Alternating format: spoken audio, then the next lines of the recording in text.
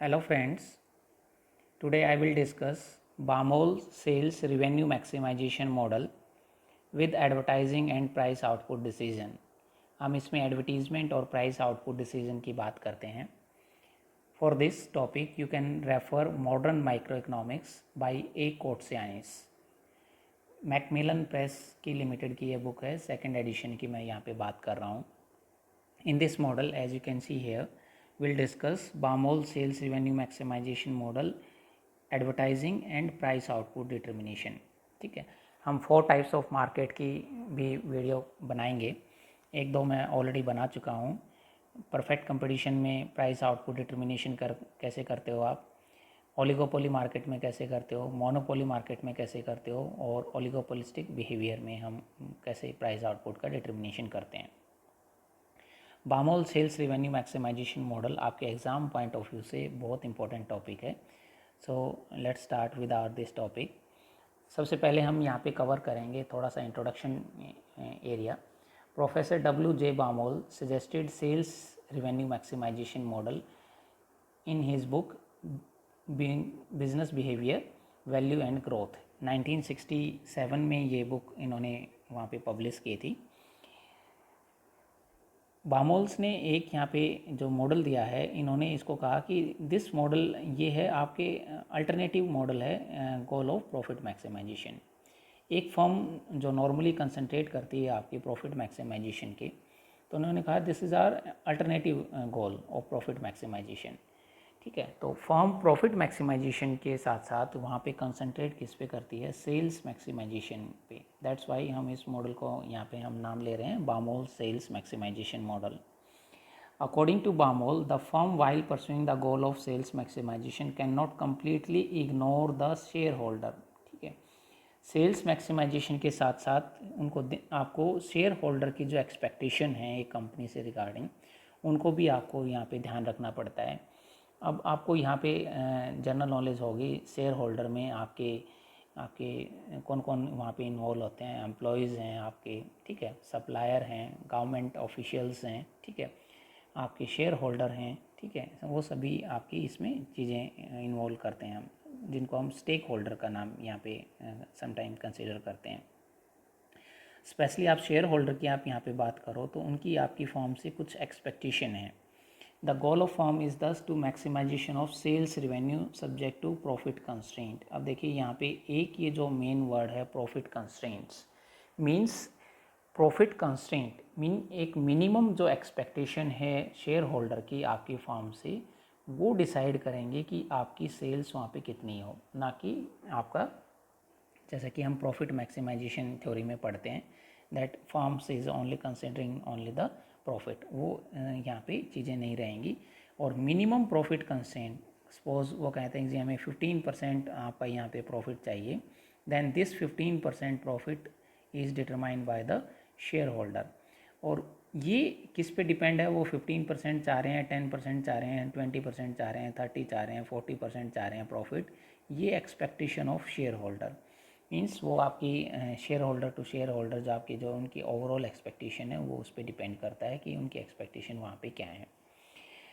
Before coming to the model, first I was just clear about the assumption of this model. यहाँ पे important हम 5 assumption लेते हैं. एक हम यहाँ पे फर्स्ट अजम्पशन जो लेते हैं, time horizon of a firm is single period means we are talking about only 1 year. ठीक है, लाइक हम बात करें 2020-21 की हम बात करते हैं तो 19 की हमें नहीं पता, 22 का हमें नहीं कोई पता, तो हम सिर्फ एक आपकी ईयर की यहाँ पे बात करते हैं. सेकंड हम यहाँ पे बात करते हैं जो अजम्पशन है, during this period the firms attempt to maximize its total sales revenue. ठीक है, हम फिजिकल वॉल्यूम्स आउटपुट की बात नहीं कर रहे, टोटल जो सेल्स रिवेन्यू है आप उसको मैक्सिमाइज करना चाह रहे हो subject to a profit constraint. और ये प्रॉफिट कंस्ट्रेंट कौन डिसाइड करेगा, हमने पिछले वाले स्लाइड में बोला है, ये आपके शेयर होल्डर डिसाइड करेंगे. और मिनिमम प्रॉफिट जो कंस्ट्रेंट हैं it is determined by the demand and expectation of the share holder. ठीक है, banks and other financial institution जो आपके फॉर्म से अटैच्ड हैं. Form is oligopolistic. ठीक है, ये हम इस टॉपिक पे भी एक पर्टिकुलर वीडियो बनाएंगे, तब हम उसमें डिटेल में डिस्कस करेंगे व्हाट इज़ ओलिगोपोलिस्टिक फॉर्म, उसका नेचर क्या है, वहाँ पे प्राइस आउटपुट डिटर्मिनेशन कैसे होता है.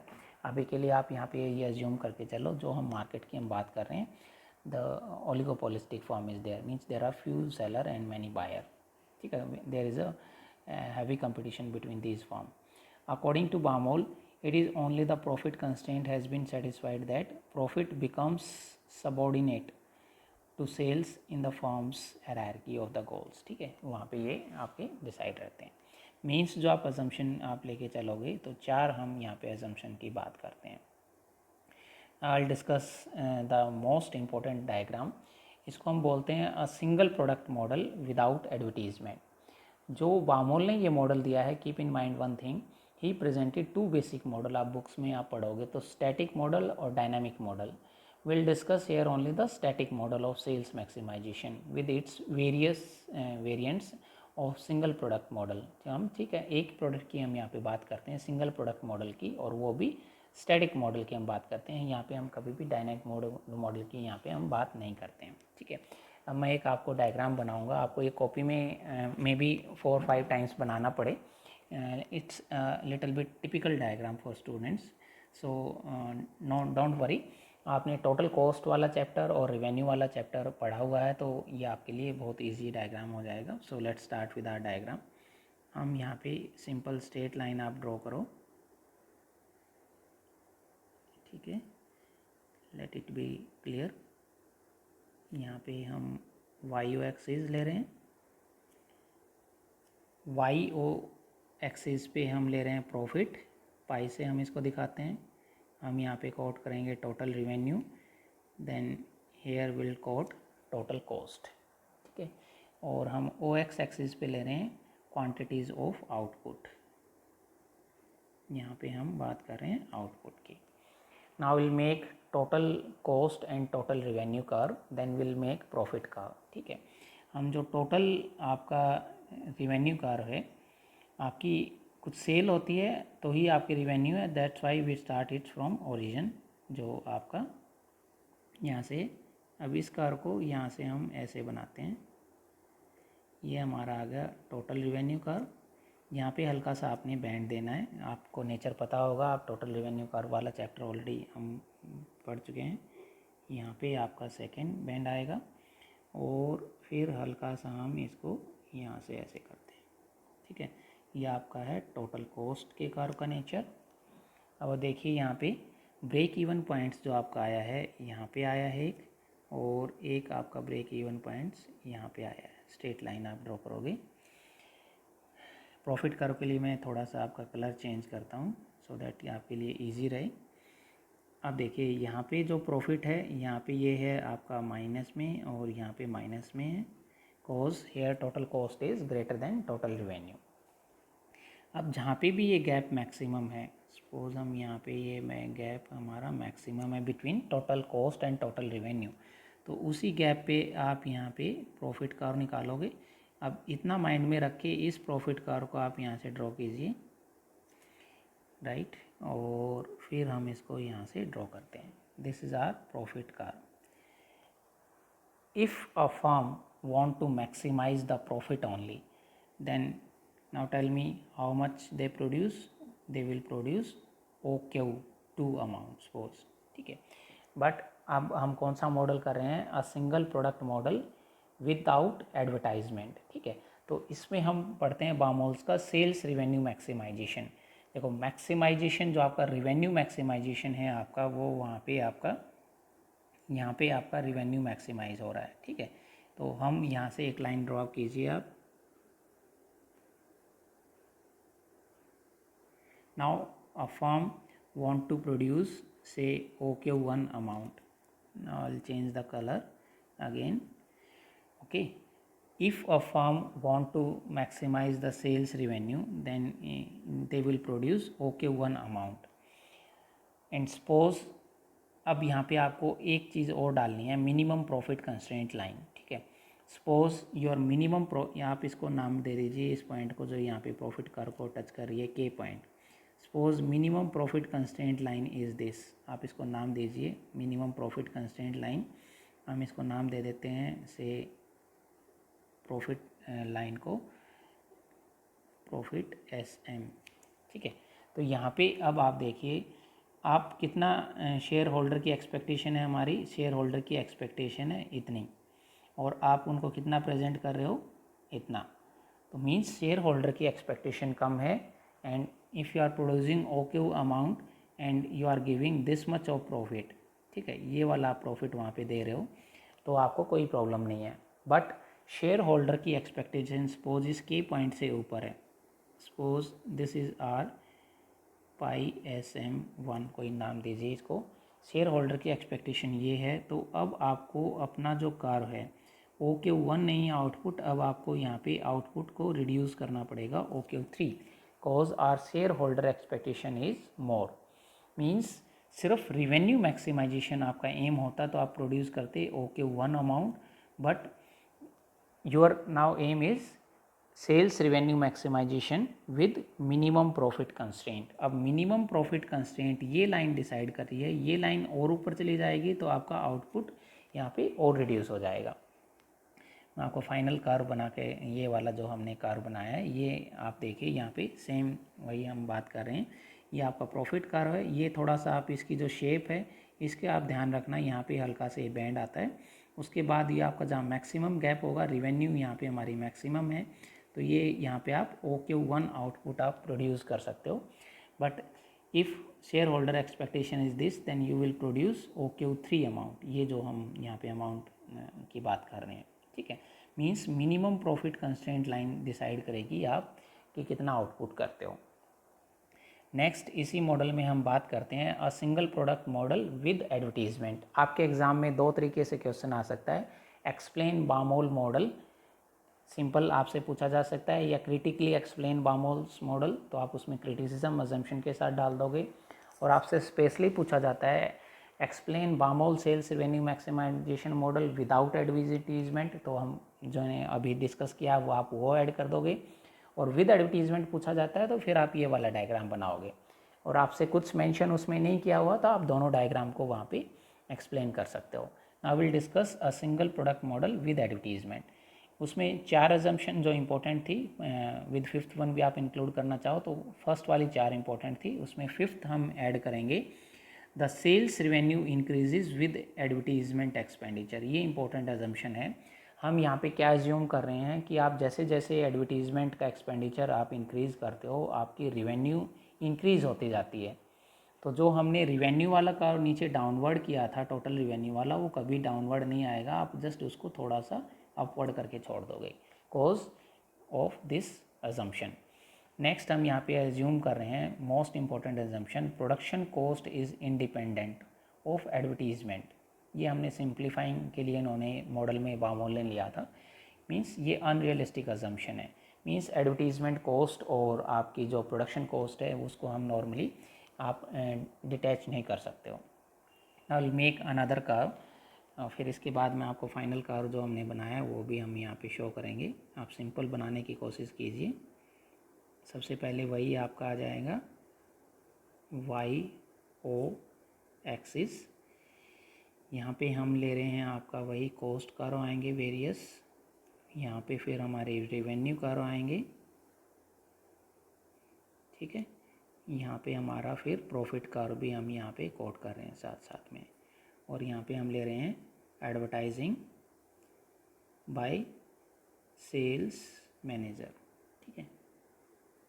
और यहाँ पे जो सेल्स मैनेजर है वो सेल्स मैक्सिमाइजेशन के लिए यहाँ पे करते हैं, तो हम यहाँ पे साथ में सेल्स मैक्सिमाइजेशन के साथ साथ आप यहाँ पे आउटपुट की भी हम बात करते हैं। क्लियर। अब हमें यहाँ पे एक आपका इम्पोर्टेंट जो फीचर है, सबसे पहले हम यहाँ पे ड्रॉ करेंगे फॉर सिंप्लिसिटी, आपको यहाँ पे ताकि दिक्कत ना आए, हम यहाँ पे CC कर्व बनाएंगे, ठीक है। CC कर्व यहाँ पे आपको रिप्रेजेंट करेगा, जो हम आगे भी एक्सप्लेन करेंगे, जो आपका है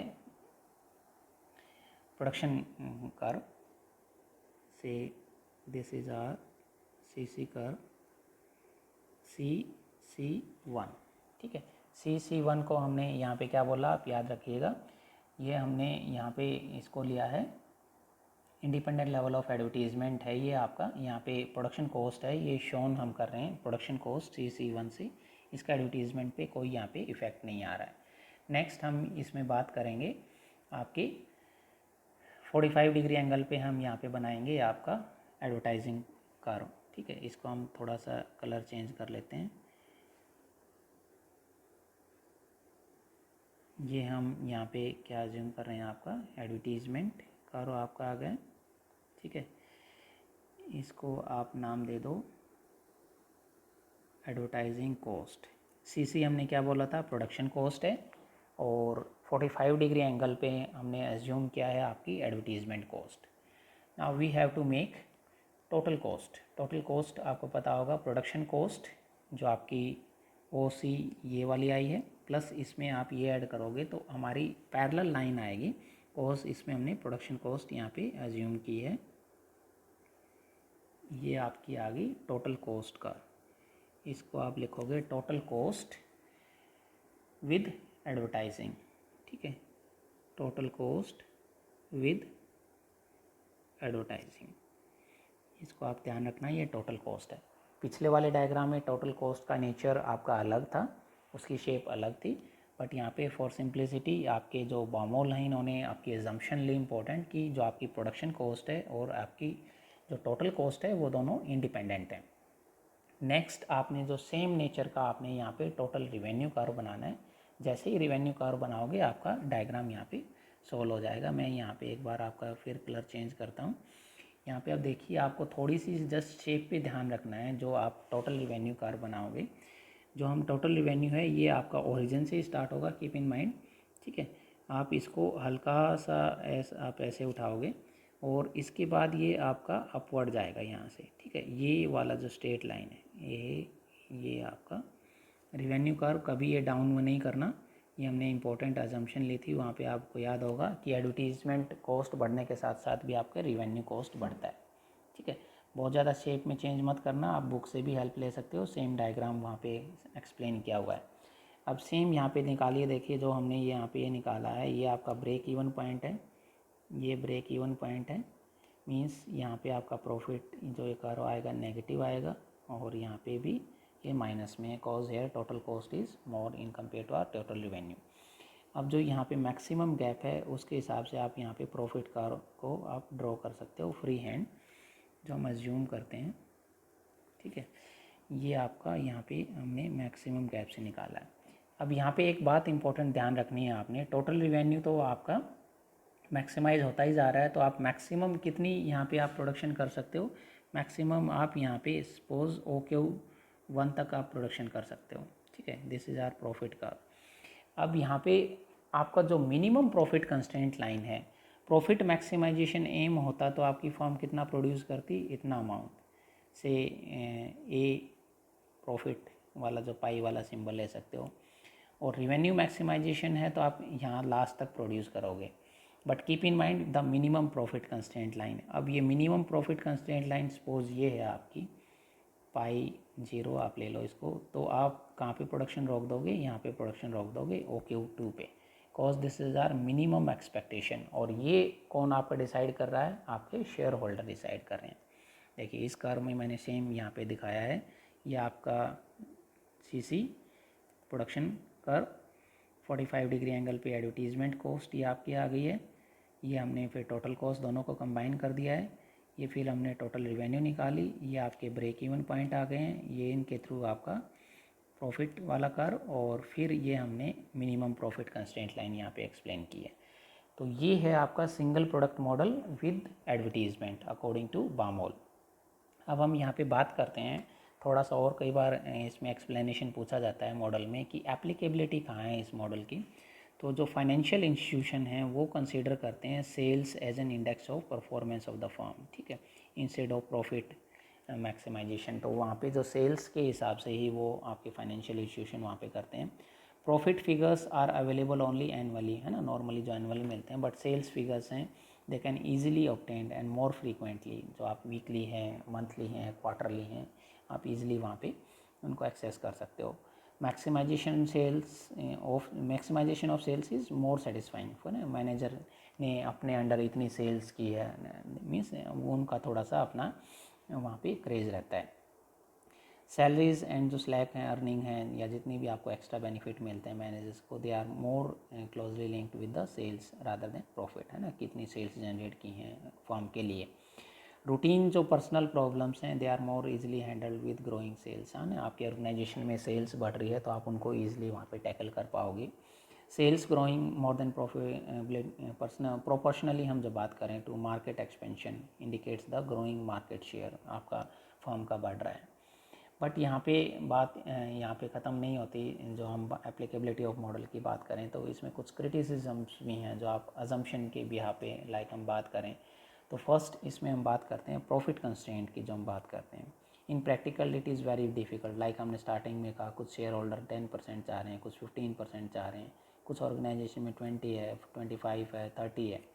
तो ये काफ़ी डिफ़िकल्ट हो जाता है decide about the minimum level of profit, है ना, कि कोई कुछ चाह रहा है, कोई वहाँ पे किसी के एक्सपेक्टेशन कुछ है। तो प्रॉफिट कंस्ट्रेंट वाला एक बड़ी प्रॉब्लम रहती है। अनरियलिस्टिक अजम्पशन पे ये मॉडल बेस्ड है, means prices will remain constant, है ना, ये हम अज्यूम करके चलते हैं कि प्राइसेस में कोई चेंजेस नहीं होंगे। ये एक अनरियलिस्टिक अजम्पशन है। अनरियलिस्टिक थ्योरी भी बोलते हैं cause it's a threat of potential of competition, है ना, इसमें हम कंपटीटर की बात ही नहीं करते हैं। नेक्स्ट, ये एक्सप्लेनेशन नहीं करती कि इंडस्ट्री का इक्विलिब्रियम क्या होगा। ये सिर्फ एक फॉर्म के सिंगल प्रोडक्ट की हम बात कर रहे हैं। It is not applicable in all situation में, ये एप्लीकेबल नहीं है। लाइक एडवर्टीज़मेंट के इंक्रीज़ होने पे आपकी सेल्स रेवेन्यू बढ़े, ये हमेशा ही नहीं होता। Total production is not independent from advertisement cost, ये जो हमने एजम्पशन ली सेकंड वाला जो हमने पोर्शन किया था sale single product with advertisement, तो ये हमेशा इंडिपेंडेंट नहीं होती, वहाँ पे होती नहीं है। वैसे Baumol's does not examine explicitly the inter relationship, ये इन्होंने एग्जामिन नहीं किया एडवर्टीज़मेंट कॉस्ट में, प्राइस में, कॉस्ट ऑफ प्रोडक्शन में, लेवल ऑफ आउटपुट में, इन सभी के बीच में एक इंटर रिलेशनशिप होता है। ये सिर्फ आपके एडवर्टीज़मेंट का और आपके रेवेन्यू पे और उसका आउटपुट और प्राइस कैसे वहाँ पे डिटरमाइन करोगे उसकी ये बात करते हैं। And thank you for listening me carefully. I hope ये आपको टॉपिक क्लियर हुआ होगा। और जब हमारे ये लाइव क्लासेस लगेंगी हम इस डायग्राम की प्रैक्टिस आपकी कॉपी में बनवा के करेंगे। मोबाइल पे डायग्राम बनाने में कुछ ना कुछ लिमिटेशन रह जाती हैं, तो हम इसको और थोड़ा सा डिटेल में करेंगे। Still you have any query then feel free to ask on my comment box of YouTube and please like and share my video as you can easily. तो आप अपने फ्रेंड्स के साथ मेरे चैनल को शेयर करो और आप अपने सजेशन भी वहाँ पे कुछ हैं तो आप दे सकते हो। Thank you so much for listening me.